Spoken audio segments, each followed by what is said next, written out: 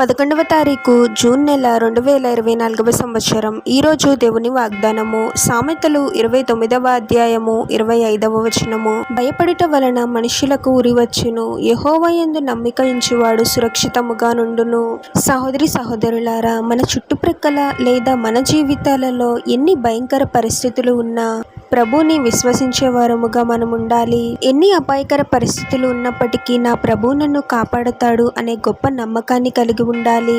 ఎప్పుడైతే మనము విశ్వాసంలో బలహీనపడతామో భయము మనల్ని పరిపాలిస్తుంది. చిన్న విషయాలకు కూడా భయపడిపోతూ ఉంటాము. ఎక్కువగా ఆలోచించి మనశ్శాంతిని కోల్పోతూ ఉంటాము. అనారోగ్యము పాలవుతూ ఉంటాము.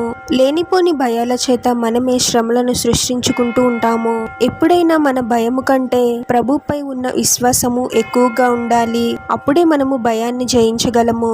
ప్రభుని నమ్మిన వారు ఎటువంటి పరిస్థితిలోనైనా కానీ సురక్షితంగా జీవిస్తారు.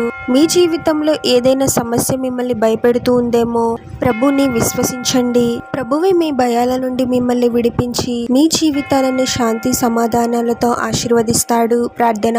పరిశుద్ధుడైన యేసుక్రీస్తు ప్రభువా, మీ పరిశుద్ధమైన పాదాలకు వేలాది వందనాలు, స్తుతులు, స్తోత్రాలు చెల్లించుకుంటున్నాము తండ్రి. మరొక నూతన దినములోనికి మమ్మల్ని క్షేమంగా ప్రవేశింపచేసిన దేవా, మీకే స్తోత్రం ప్రభువా. అనవసరమైన విషయాలను గురించి ఎక్కువగా ఆలోచిస్తూ భయపడే వారముగా మేము ఉండకూడదు తండ్రి. మాలో ఉన్న పిరికితనమును, భయాన్ని యేసు నామములో తీసివేయండి ప్రభువా. మిమ్మల్ని హృదయపూర్వకముగా విశ్వసించడానికి మాకు సహాయం చేయండి తండ్రి. నా ప్రభువు ఎటువంటి సమస్య నుండైనా నన్ను విడిపించగలడు అనే గొప్ప విశ్వాసాన్ని మాకు దయచేయండి ప్రభువా.